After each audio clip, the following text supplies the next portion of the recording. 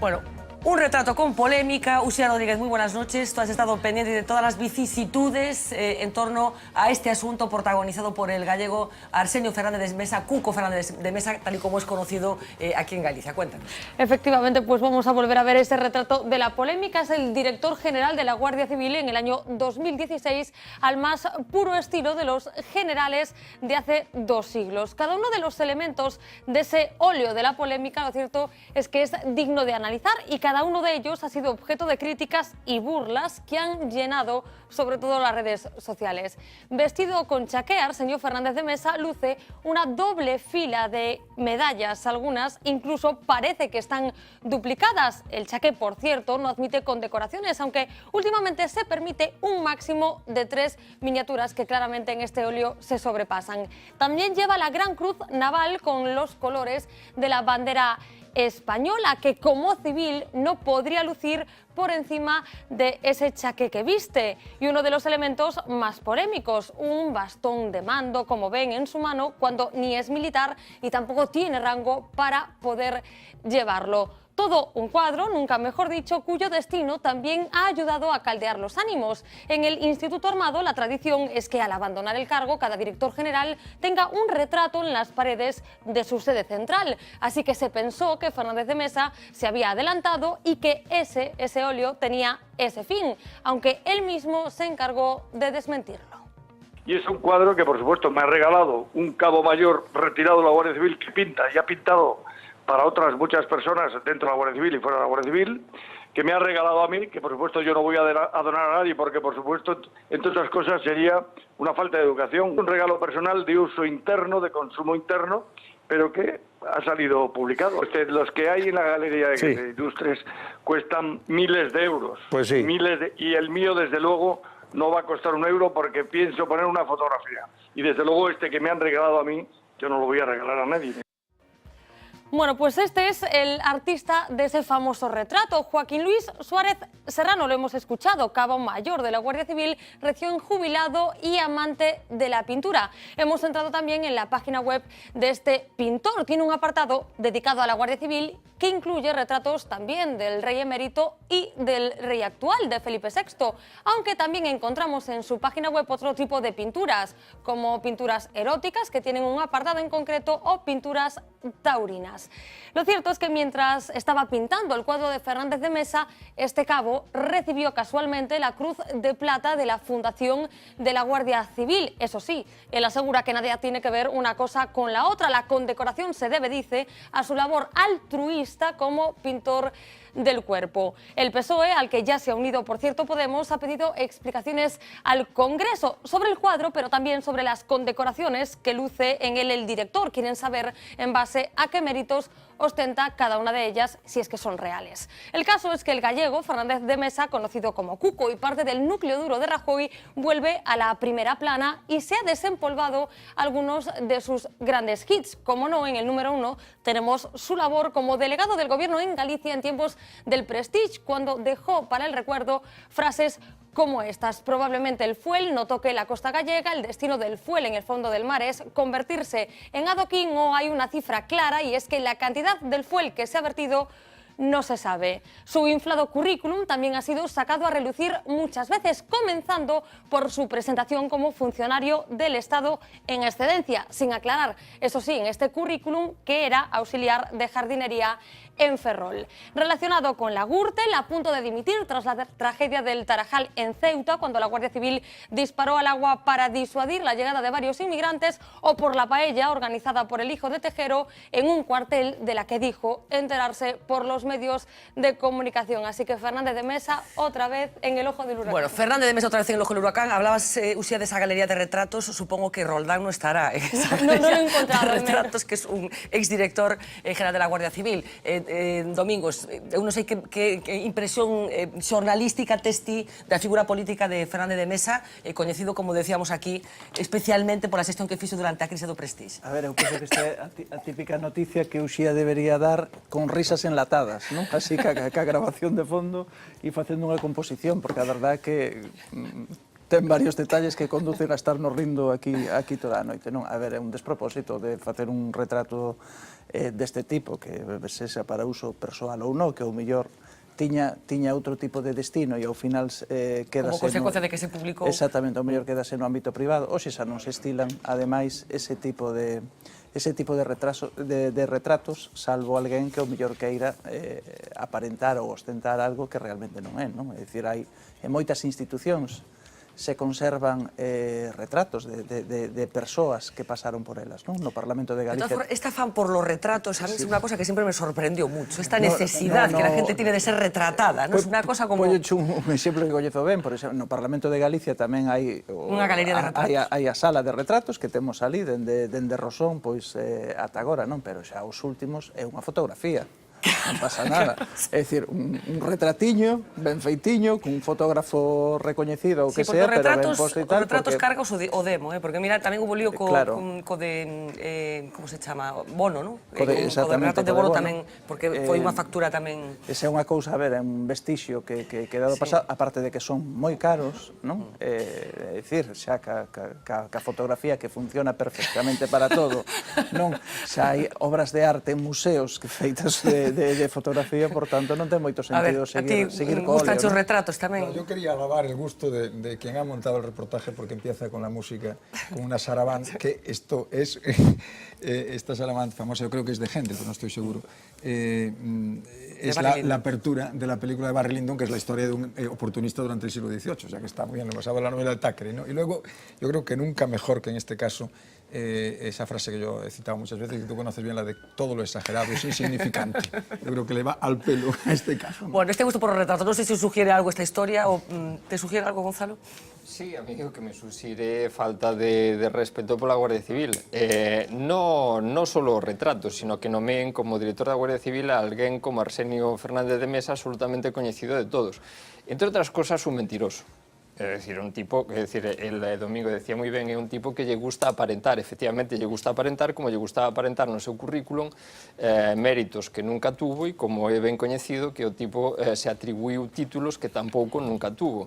Entón, a mí me parece que alguén que dirixe os corpos de seguridade do Estado debe ter unha ética fora de toda dúbida, porque vai a manexar unha actuación dos poderes públicos moi sensible. E entón, en esa ética fora de toda dúbida, Arsenio Fernández de Mesa es periférico a unos niveles extraterrestres. Periférico no, que salía moi ben nas fotos sempre ao lado de Rajoy. De todas maneras, hai unha periférico, tan periférico Non é periférico, tanto na oposición como no goberno, sempre que había unha foto de Rajoy andaba. Pero hay que reconocer que en el caso de la Guardia Civil, por desgracia para la Guardia Civil, el nivel lo han puesto en un nivel, en una cota que es difícilmente superable. Es decir, un cuerpo que ha presidido, que ha dirigido no pode manterse alguén como Cuco aí. Eu reto a calquera que me diga unha única cousa positiva deste individuo. No, pero Uxía repasaba cousas, pero mencionou tamén un asunto gravísimo que foi o famoso tiroteo a inmigrantes en Tarajal. Que decir, que isto, aí mencionábamos anécdotas, pero cousas tamén dunha gravidade evidente. La Guardia Civil no se lo merece. Si pites algunha, a Guardia Civil te bastante mala sorte. No, pero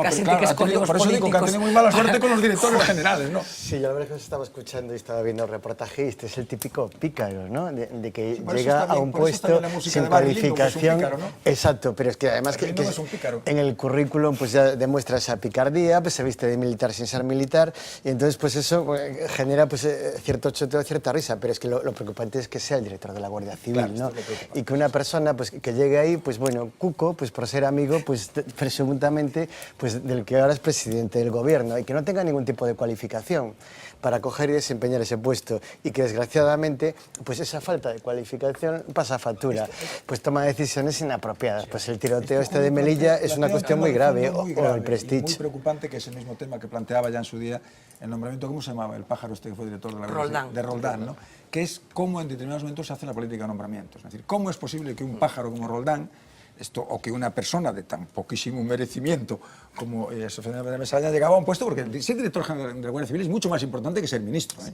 O sea, en este momento en España tiene, diríamos, menor trascendencia porque no hay terrorismo, pero en la época en que había terrorismo, ser director de la Guardia Civil no era ninguna cosa irrelevante, es un puesto de una relevancia extraordinaria, es que políticamente, económicamente, en todos los sentidos. Es el problema, exigimos una posición para ser jardinero, pero para ser director general de la Guardia Civil no Puede ser exigimos cualquiera, nada. claro, es verdad. Ese es el problema. Parte de anecdótica, pues me gustaría ver el dibujo que haría Forges, ¿no?, de esta situación, porque Seguro que lo sería haría muy bien. emblemático de la situación. Pero bueno, lo malo es que estamos en una situación de tanta dureza, de crisis, etcétera, que la gente que tenga que soportar este tipo de histrionismos, porque es que ya no tiene otra calificación, a mí me parece impresentable. Es decir, y una falta de respeto a lo que son una anécdota, pero que las tiene fuerzas de efectivamente seguridad su del Estado. trasfondo. El cuadro se encuentra en estos momentos en el denominado pabellón oficial de la Guardia Civil, que viene a ser la residencia en la que actualmente habita, como director general de la Guardia Civil, Arsenio Cuco Fernández de Mesa. Se inauguró la 10ª legislatura aquí en Galicia, hemos dado cuenta de ello, Domingos San Pedro se lo sabe todo al minuto, todo lo que ha sucedido, y hoy ha tenido lugar el discurso, digamos, de apertura, el discurso formal de apertura por parte del presidente de la Cámara, Miguel Santalices, que ha pedido disculpas por lo que ha hecho la clase política en los últimos tiempos. Bota a andar a 10ª legislatura con moitas caras novas. Pido desculpas dende xa polos erros que sen dúbida cometerei, mas teñan a seguridade de que serán froito da miña condición humán, xamais da premeditación ou da animosidade que, por certo, sería bo desterrar para sempre da política. Señorías, coincidirán conmigo en que a política e os políticos atravesamos unha crise de credibilidade, en parte xerada por nós mesmos, e coincidirán tamén en que estamos obrigados a ofrecer o mellor de nós para superar a recuperar a confianza social que fomos perdendo dun tempo a esta parte. Bueno, parte dese discurso de Miguel Santalices nunha sesión que pretendía ser solemne, pero que finalmente estivo trufada polas críticas da oposición a unha decisión que compete a unha muller que foi conselleira de Facenda e que na última legislatura foi secretaria de Estado de Presupostos. Estamos falando de Marta Fernández Currás, que directamente sae da Administración Pública con estes cargos que acabo de relatar para incorporarse a unha empresa privada moi vencellada a súa actividade profesional na Administración, concretamente auditora e consultora EY, antigua Ernst & Young. Están vendo imaxes de Marta Fernández Currás acompañando a Alberto Núñez Feijóo. Como decía, a oposición no Parlamento galego se aproveitou este pleno para decir estas cousas desta porta xiratoria, según eles. Os que nos falan da exemplaridade na política, da ética, dos principios, logo acabamos vendo que na súa práctica o que fan, bueno, pues é insultar a todas esas persoas que traballan todos os días, que teñen unha situación persoal moi fastidiada e que ven como os altos cargos do goberno o utilizan. Do punto de vista, digamos, da presentación pública, pois eu creo que o asunto pois nos contrasta un pouco co que son as declaracións de búsqueda de, en fin, de máis exemplaridade. O primeiro que nos extraña é que cando foi o tema das caixas de aforros non tivese tantos coñecementos de auditoría para saber o estado no que se encontraban, e agora de repente aprendeu moitísimo, tanto como para poder ir a nada máis e nada menos que esa consultoría, non? A nos parecenos ben e normal dentro do que son, ademais nese sector en ese tipo de actividade, pois o paso de persoas altamente cualificadas como inspectores de finanzas do Estado ou interventores, etc., a outra ocupación no mundo da empresa privada. Por lo tanto, mentras se cumpra a lei, non temos nada máis que decir que desexarlle o mellor e agradecerlle os servizos prestados. Bueno, Pedro Puy apelando a la legalidad. Julio, tú de Hacienda sabes algo. ¿Te parece que es un salto higiénico tan inmediato?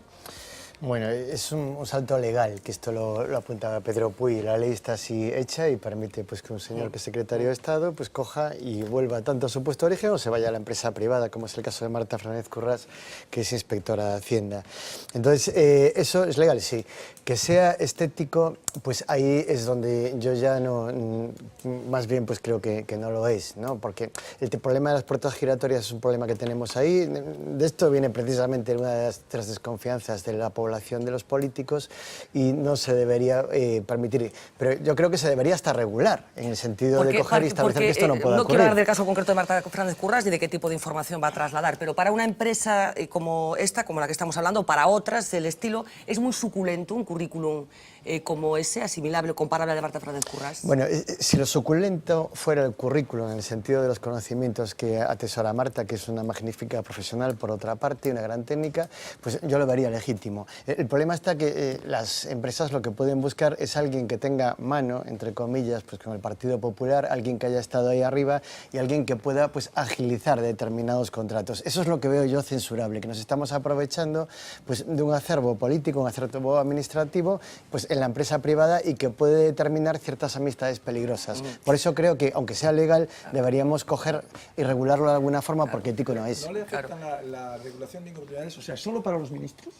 Yo creo que no le afecta, porque es Bueno, para no los le afecta, porque claramente, los ministros tienen que pedir la compatibilidad a una comisión de compatibilidades. Sí. Recuerdo que el escándalo que se había producido con la exministra de Economía, Elena Salgado. con Elena Salgado, que se lo habían concedido y había elementos que permitían suponer que Y yo creo que no fue tan inmediato, además, que transcurrió un tiempo, ¿no? Pero fijaros, hay un informe, estaba viendo ahora porque no recordaba, creía que era Nolan, pero no estaba seguro, cuando en los años 90, debe ser de mediados de los 90, he intentado mirarlo, pero no he conseguido verlo, yo creo que es de mediados de los 90, en el Parlamento inglés se constituye una comisión que se llama la Comisión Nolan, que la presidía un tal Lord Nolan, por eso el informe se llama Nolan, que es un informe sobre buenas prácticas en la administración pública, ¿no? Y en la vida política. Y una de las cosas que apunta, lo recuerdo ahora perfectamente, el informe Nolan, que está publicado por el Instituto Nacional de Administración Pública, por el INAP y por el Instituto Vasco de Administración Pública, es que las personas no deben pasar directamente de la política a puestos en las empresas, que debe haber como mínimo un periodo de enfriamiento durante el cual todo lo que ellos aportan, que es básicamente influencias, esto es lo que aportan, influencias. Claro. Las influencias disminuyen, ¿no? Es agenda de influencia. De todas maneras, esto como que parece que el sentido común de los comunes mortales nos invita a ello, el mundo está lleno de excepciones a este sentido común. Es cómo nos incluye, aparte de los ministros, algunos, porque una secretaria de Estado de Hacienda es mucho más importante que algún ministro. Ese es el gran problema, que se tenía que haber incluido. A ver, ¿cómo lo ves, Juan? Claro, no se incluye, ¿no? Exacto.